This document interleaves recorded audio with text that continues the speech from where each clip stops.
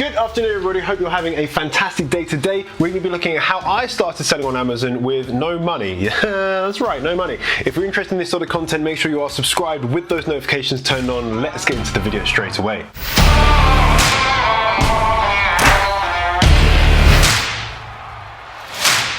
Welcome if you're new here and welcome back if you're not. My name is Jonny Bradley. I'm founder of the Seller Pro Academy, where we help ordinary people create extraordinary things just one product at a time. And today I'm going to be talking about how to get that process started with no or very little money. I did a similar video, a similar titled video to this a few weeks ago, and that was like how to actually start making money, you know, with Amazon FBA, or if it's with like online arbitrage or any of those kind of different sort of things. So I'm going to put a little link to that either up here or I think it's going to be over here, but anyway, I'll put a link to that video, and that's more kind of like actually how to do it. But I'm going to show you today, I'm going to explain to you today how I did it,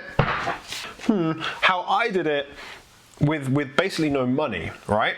Because when I started, I didn't have a huge amount of money. I didn't have thousands in the bank. I knew I wanted to start selling on Amazon. I was like, okay, I need to find money. So I'm gonna tell you 3 things today that I did, and pretty sure that you can do as well. So if you're in a position where you want some money to start selling on Amazon, or to start it doesn't matter, any business, right? What can you do today to start making some money or getting some money in the bank to invest it? The first thing I did is very, very simple. I just spent less money, right, on food and drink. Less money on food and drink. And quite often what you'll find is if you look at your bank statements, or if you look at the receipts in your pocket and you think, did I have to buy this? Was this necessary that I bought this? Is there a cheaper alternative? Quite often you'll find the answer is yes. So here is a list of the things that I was spending money on, right? First, I was spending about £120 a month on lunch for work. That was kind of going to work. This was in London, in the city, so I'd travel in and I would buy like a prep sandwich, or I'd go to Boots, or I'd go out for lunch. And I was spending roughly about £120 a month just on lunch at work, right? It was £120, right? The next thing, I was spending about £40 a month on Pret filter coffee. So that's the cheapest coffee they do, which is £1 per coffee. And I was spending about £40 per month on Pret coffee. I would normally get a takeaway, like an Indian takeaway, or maybe like a Domino's pizza or something like that, once a week, right? So like on a weekend, you're like, oh, you're really shattered after a long, hard day's work, or on a Friday night, I would normally get like a takeaway or either eat out. And that would be normally about £100 a month for that. So that's a total of £260 a month. £260 a month going on basically things that I didn't need. So what I decided to do was, when I was like, okay, I need to start spending money to invest it rather than spending it to just lose it, I was like, well, I'm just not going to do those things anymore. And it was a very easy decision to make. Of course, there was costs, but the main thing I did is that instead of buying lunch, I just made sandwiches, right? I just made, like, for me, it was hummus and cucumber sandwiches, right? It was not the tastiest thing, or I just made some pasta, or whatever it may be. And I just used instant coffee that work already had. So they had coffee, again, it wasn't as nice, but it was free. So I went from spending about £260 a month to about £40 a month very quickly. I just didn't eat out. Again, it's very easy not to do. Again, you just eat at home, right? You can actually make curry at home. You can make pizza at home, and it's a lot cheaper. So I saved roughly around £200, £220 a month immediately by just not doing those things. And although it's very nice to be able to go and have lunch and eat it, and go and buy something nice and have a nice coffee and have a takeaway or go out for dinner, it's all about priorities, right? And at that time, before that, I was prioritizing eating out. I was prioritizing spending money on those things. I was working, you know, for someone else to make money to eat the food while I was at work, basically. Right? It didn't make any sense. I eat food and drink while I was at work to make the money to do that. Anyway, it didn't make any sense. Once you prioritize that money is better off in my bank, or it's better off being put towards investing in a business, that £200 can become £400, which becomes £800, which can become £1,600, and it goes on and on and on. It can compound over time. So that £200 is much better spent in being invested than being spent on consumables, right? On stuff that you're just gonna basically poo out. Stopped all that straight away, and I was able to save about £200, £220 a month, just literally immediately. Okay, so that's the first thing. And I'm pretty sure if you look into your own life, most people can save money on things. And if you're already doing this, fantastic, move on to step 2. So step 2 was that I had a lot of stuff, right? I had a lot of things that I didn't use. Most of the time I was spending outside the house, at work, doing other things. And I had a lot of music equipment, right? I had a ton of music equipment that I had for years and years and years and years. So it might be microphones, it might be even books. There's one book called The Real Book, which is like a jazz book. It's like that thick. I think I sold it for like 50 quid. It was just a book. There was a whole bunch of stuff that I went on Gumtree, I went on eBay, and I just listed all this stuff like guitars, pedals, cables, literally as much as I possibly could of the things I haven't used in months and months and months. And even things I had used recently, like I think it was a speaker from home, and I just sold it. I was like, I don't need these things. And I was able to build up quite a few £100s for stuff that I didn't actually need, right? And that didn't take very long. You just have to list those things on eBay or Gumtree or anything like that. And there's always things that are going to be around your house that you don't need, right? It doesn't matter how small that amount of money is that you get from it, because you're going to use that money to invest and to make more money, right? Anything you have, you can compound and you can add interest. For example, I look around my room today and I see a whole bunch of stuff that I don't use. So I've got a whole set of drawers over there of stuff that I never ever use. I don't know why I just don't sell that, even though I don't need to sell it, but I probably should, because I'm not using those things. There's always stuff that you buy thinking that you're going to need it, and then actually you're thinking that you want it, and you get buyer's remorse, you don't use it, and rather than sell it, then you just kind of keep it because you feel guilty. You're like, oh well, I bought it and I need to use it, I should use it. Just sell it, get rid of it, and use that money for something else. All right, so that brings me on to the third thing, okay? The first two things, pretty much everyone can do. The third thing, a lot of people maybe are a bit more adverse to doing,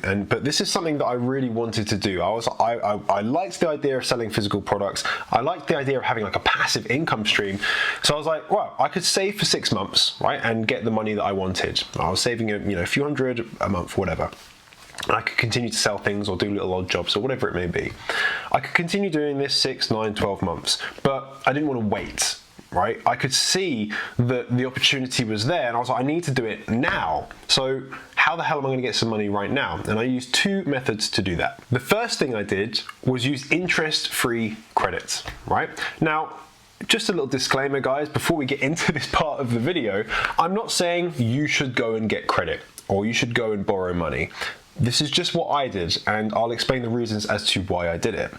So I got a credit cards that was interest-free for like 31 months. So I could use up my credit rating and I could have it for 31 months without paying interest. That's a long ass time to not pay interest.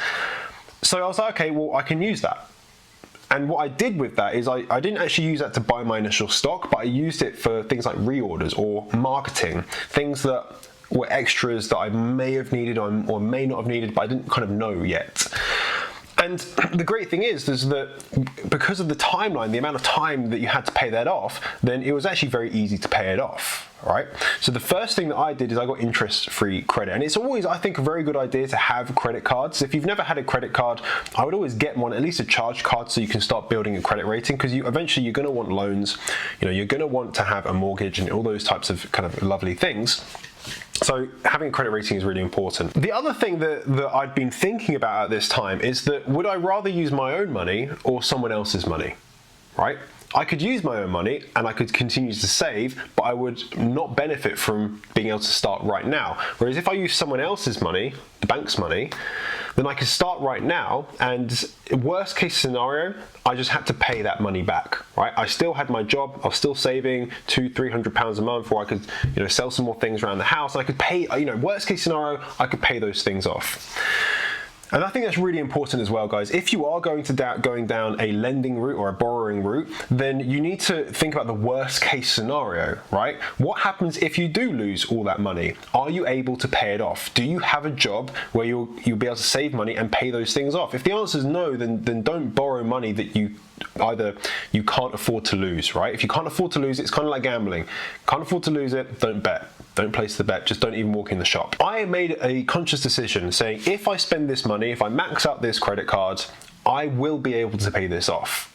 Right? I definitely will be able to pay it off. Even if there's interest on it, I'll still be able to pay it off because I have my job.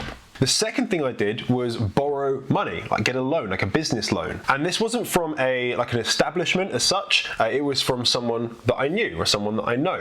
So I took a business to business loan, so their business loaned me money and they gave me basically a 0% interest rate on that. So I didn't have to pay interest, but we had terms to pay it back within 5 years. And the negotiation was that if for any reason the business doesn't work, then I would pay back that money, right? And I was okay with that. I was like, okay, this is a few £1,000s. If I was to pay this back over 3 years, this is how much I would have to pay back per month. And as long as that number and that arrangement with whoever you do it with works and you're comfortable with it and you know that you can pay it and you're not going to screw someone over, then I personally believe that that's a worthwhile investment. Even if you're paying interest, then that's perfectly fine as well. I have a friend at the moment who is starting up a new company and they're borrowing about £150,000, right? Even then, they're going through the exact same process. If the business doesn't work within the first year, they would have spent roughly this much money and it will take them this amount of time to pay that back with their current income sources. It's all a question of how much are you willing to risk? Are you willing to lose that money? And I think in business, guys, in business, you have to be willing to lose it all. Right? Obviously, we don't want to lose it all. We're not in the business of losing, we're in the business of winning. But any business has risk. Absolutely any business has risk, and if you think there's no risk in some of the businesses like what I talk about and other people talk about online, then you're deluded. There's always risk because at the end of the day you could just choose to mess it up, right? You could say, well, here's all the things I need to do, I'm just not going to do them, and that would be your fault, right? You are in control. You can easily make bad decisions about your business and mess it up, right? There's always going to be risk. You always have to be willing to lose it all and have a backup plan, right? And that's just about risk management. So what I actually ended up doing was I started buying my stock, right? And I started doing all the different pieces, get it listed on Amazon, and because of the credit card and because of the little loan that I had, I was able to buy stock, sell it, buy some more stock. But I had an issue with this product, right? It was quite popular at the time, and it was coming towards Christmas, and the amount of units I would have to be able to order to maintain my stock, in stock all the time was phenomenal. It was huge amounts of money, which at the time I wasn't comfortable borrowing the money. I think it was because at the time I was just redoing my mortgage, so I didn't want to go and borrow loads of money to then if that affects my credit rating, so I couldn't get like a remortgage or whatever. I didn't really understand much about it at the time, and I kept going in and out of stock. So that's something that can happen, and it happens to quite a lot of people actually. When you start selling on Amazon, if it does well, then you're going to go in and out of stock quite often, and there's going to be a cash flow issue. So when I released the second product, I learned by that mistake, and I found something that was actually more expensive to sell and cheaper to source, so that I could order more units and I could afford to actually buy more in terms of 3 months worth of supply, or 3 or 4 months worth of supply, so that you can maintain and you can always get more shipped into you. And that's just a learning process, something I teach people in Burke in the course, all that sort of stuff, just from my personal experience. But having available funds is really important, right? Having available funds to order products is important. If you start with £1,000 and that's all the money you have in the world, and you're not willing to get any credit, you're not willing to borrow, you're not willing to put any risk into it, then scaling is going to be a lot harder. Right? Money makes money. So at the point where you want to start reordering, and let's say you are waiting to be paid out from Amazon, look into things like interest-free credit cards. Look into getting a loan from someone that you know that does have the money and wants to maybe make 5%. You might want to go to a bank, you might want to go to someone else to look at loans. Because at the end of the day, if you know that you can pay it back, whatever happens, you can pay it back, right? Then it's far better to use someone else's money than use your own. And actually, even now, Amazon offer loans, which is you can borrow money from Amazon if you're approved, that is. So they know that the sellers that are doing well will have stock control issues, they will have cash flow issues, so they're offering loans to people, we have to apply, and you'll have a deal with Amazon. So they basically get kickbacks at every single step. They get the FBA fees, they get selling fees, and they also get interest on the loan that they've loaned, or the money that they've loaned you. So yeah, borrowing money can be very good. Obviously there is risk associated with it, and as long as you're okay with the worst case scenario of that risk, then I think it's something that you should definitely look into, because it's something that I didn't, and the reason I did it is because I wanted to take action now rather than in 6-9 months time, because I was like hungry to get this happening. I was commuting every single day. I was sick of bloody doing the same crap every single day. And I couldn't wait, right? I couldn't wait. The risk of waiting was lower than the risk of doing it and borrowing money for me personally. So those were the 3 things that I did. First of all, I just saved money on stuff that I just did not need to spend money on, mostly food and drinks. The second thing is I looked around the house and looked at the things that I just hadn't used for a long amount of time, and I sold them. The third thing is I use interest-free credit, and I use a loan to use other people's money to start up my business. Like I said at the beginning of the video, I did do a video very recently about how to start selling on Amazon with no money. So if you have no money, right, and you're not willing to borrow, and you don't have anything to sell, then go and look at that video. I'll link it. No, I don't think I can link it again, but it was linked to the beginning of the video, or just go back on my videos and have a look. That was a really good one. If you are in the position where you have no money, you don't really have any options, then go and check that out, because there's a few different ways you can actually get started with, basically with no money. Now, if you do want to learn a little bit more about specifically selling on Amazon, creating a brand, then I would highly recommend you pick up your copy of the One Product Strategy. I cover the cost of the book, just pay the shipping and handling to whatever country that you're in. It's like the same price as a couple of cups of coffee, right? And that's going to be a really cheap way to learn a huge amount of information about this industry and about how to really stand out to give yourself the best chances to be successful. The other thing that is happening at the moment, so go pick that up, the link's going to be in the description. And the other thing that's happening is I've just installed these podcast mics. I'll show you here. So hey, I think very, very soon, maybe even today actually, we have a podcast coming out. So if that's live, I'll probably link that down below as well. So that is the video for today, guys. I hope you have enjoyed it. If you do have any questions regarding any of the things I've mentioned today, then feel free to just go into the comments and let me know. You can also see me on Instagram and send me a direct message, and of course I'll try and get back to as many people as possible. I always try, sometimes I do forget, but I always try my best to do that. As always, make sure you are subscribed with those little notifications turned on, and remember, you're just one product away. Bye-bye.